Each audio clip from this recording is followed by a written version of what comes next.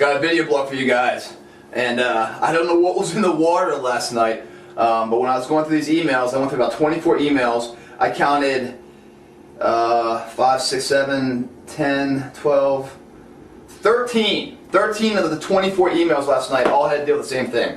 So this is going to be delivered to all 13 of you guys that wrote in about ectomorphs.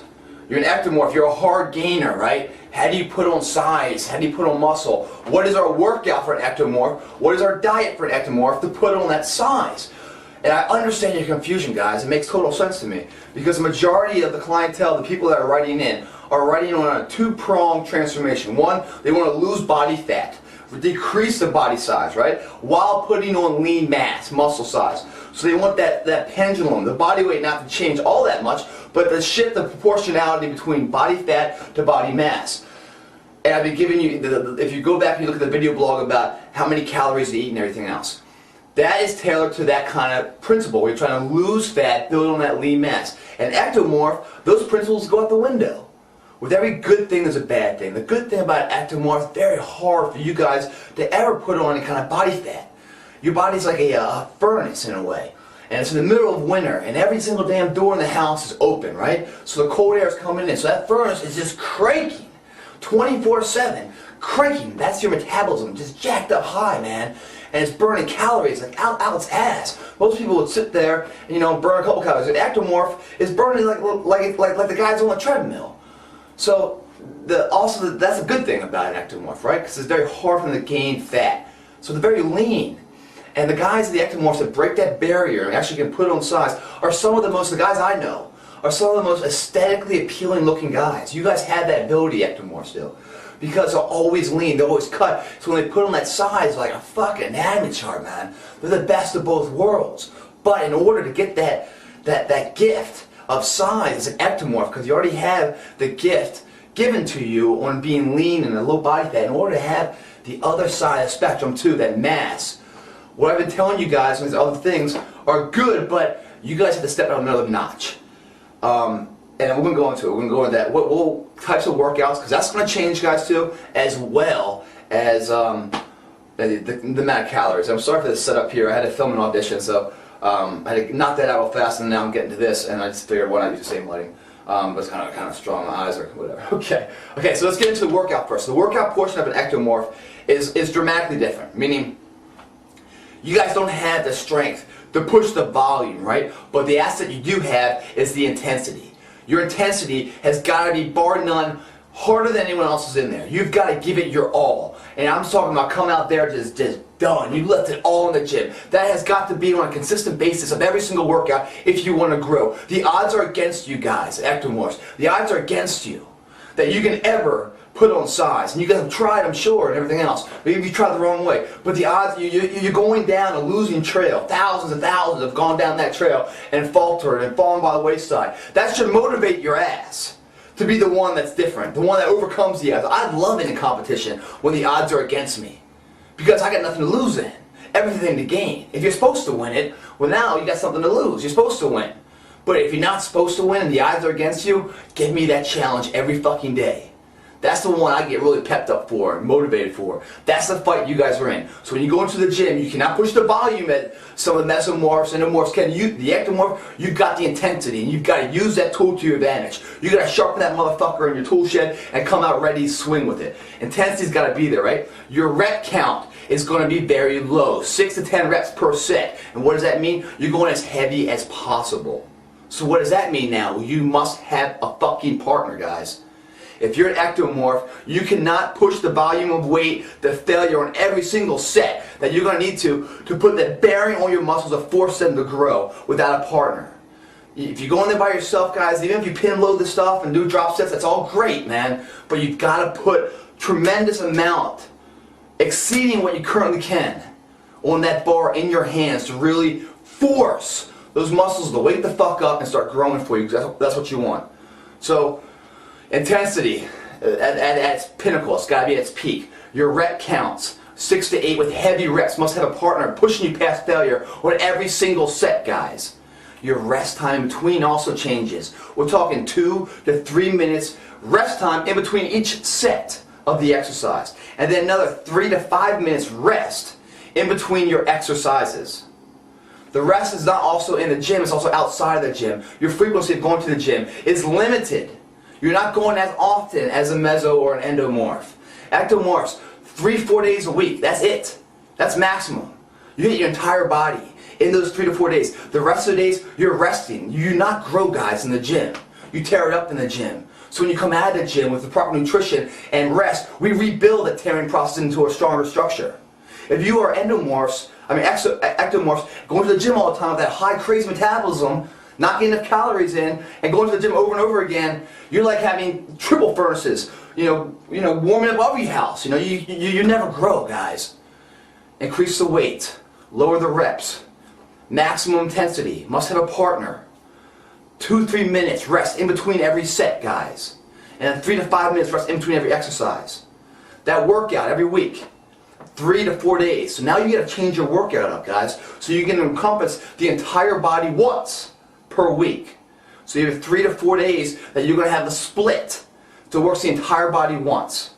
The workouts you're doing, guys, are not isolated movements anymore. They're complex multi-muscle movements.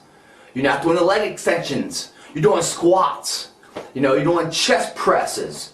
Those deadlifts for legs and back. That's the big muscle movements, the big lifts. That's what's going to put on the most bearing and strain on the muscles and give you the most growth and most strain on the muscles so that then they do grow. If you guys are going there and doing concentration curls and stuff, you're just burning calories that aren't putting on the muscle. That's shaping it up. That's a good shredder, right?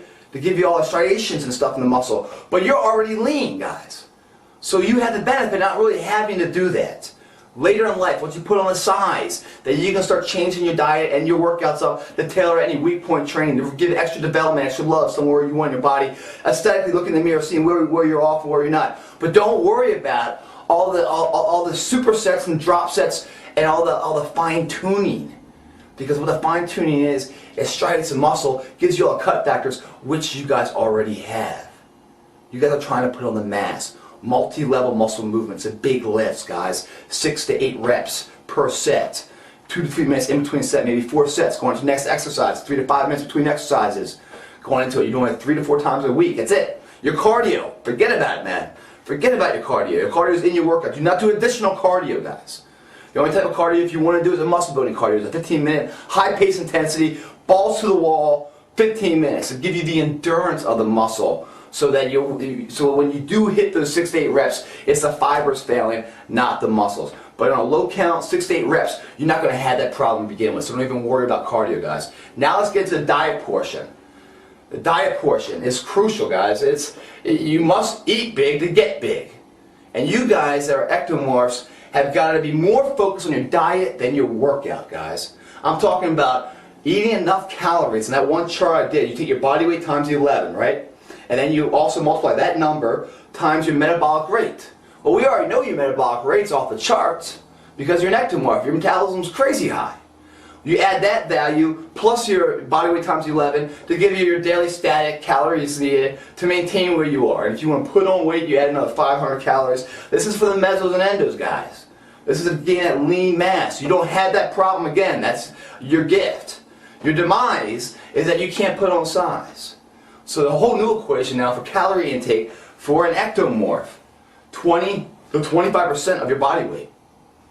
So if you're 200 pounds, times 20 or 25 is going to be your calories. We're talking over 3,000 calories a day, guys. Now all of this is dependent on your size and your height and everything else, but you guys do that math. But on a general rule, whatever your weight is, times it by 22. That's your calories you need to start out, okay? To start out. Those calories are coming in 8 meals a day, not 5 or 6, 8 meals a day. And those 8 meals are divided between 2.5 to 3 hours a day. You've got to be a scientist, guys. You've got to be so dedicated on the practices of eating. Even when you're not hungry, you must continue to put food in your stomach. When you go to sleep at nighttime, before you go to sleep, slam an RTD, a meal replacement shake. Put more shit in your body. You do not want your body turning on itself for energy. That's what they do. That's a beautiful thing about an ectomorph, is that you guys are so lean, no body fat. Your body's always, attacking itself. You've got to throw so much in there. So much that you guys are gaining 1 pound per week. That's the level of calories you need a day to maintain at least 1 pound of size change, body weight per week. Don't worry about fat, guys. It won't be fat. Trust me. Weigh yourself in the morning, every single morning. Start writing it down, Also with the calories per day. You guys don't have to start counting calories, guys. Whatever your calories, if you do that 20, your weight times 22, right? And then that number, let's say, is 3,500 calories. I don't know, right? That's what you go with that day for the entire week. And weigh yourself every single morning. If you are not gaining 1 pound, if you weigh yourself every Sunday morning, if you're not a pound heavier every single Sunday, then you have to add another 500 calories, add another 500 calories, and keep on adding, guys. The types of foods you're eating, though, within those calories, guys, remember, the calories are broken down into a byproduct of your carbohydrates, your fats, and your proteins. On a normal person's diet, that having 2,000 to 2,500 calories per day, those ratios, right, is about 40% carbs, 40% proteins, and about 20% fats, right? That's a normal breakdown. Not for an ectomorph. For an ectomorph, 50% of your caloric intake are coming in the count of carbohydrates. And 25% proteins, 25% fats. Now, because you are an ectomorph, I'm saying it doesn't really matter what you eat, you're going to say, oh, a lot of simple carbohydrates are good. I would stay away from them, guys. Just still stay away from them. The only time you're going to have simple carbohydrates is before and after your workout. Because that's your immediate release, liquid style, dextrose, and your shakes and stuff to really give your muscle the strength back, immediately. The rest of the day, complex carbohydrates.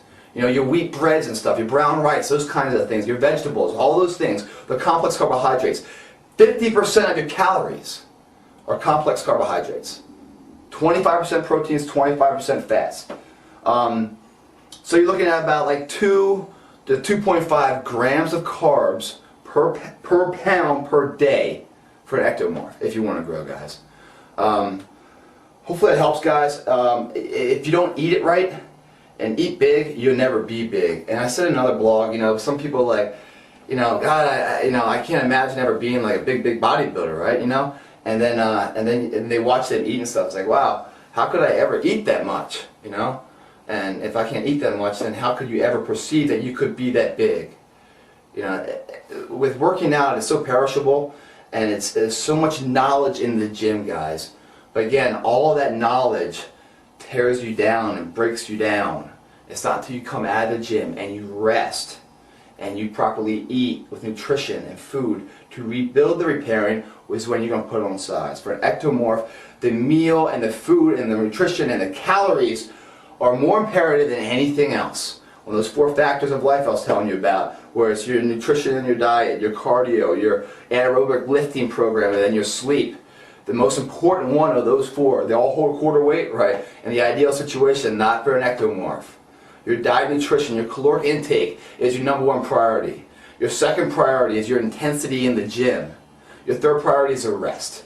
Rest between sets, rest between exercises, and rest between workouts. You must be getting 8 hours of sleep a night, guys. I know that what's ideal and what's reality are 2 different genres usually, but you must put the work in and fight to make sure your calories are closest to the ideal form, not the reality. That your rest at nighttime when you're sleeping is closer to the ideal, not the reality. And then your workouts, that's when you're a core, guys. Get a partner. Say, hey, I'm not going to judge it today, I'm not going to judge it next week. I'm going to take my notes every single week, make sure I'm on the right path, but I'm not going to judge what the mirror says back to me for 6 months. Stay true to the course, guys. Multi-level muscle movements. Low count, heavy weight, 6 to 8 reps, 2 to 3 minutes in between every set, 3 to 5 minutes between every exercise, 3 times to 4 times a week you're working out. No more cardio, guys. Your diet. Whatever your weight is, times 22 is your calories needed.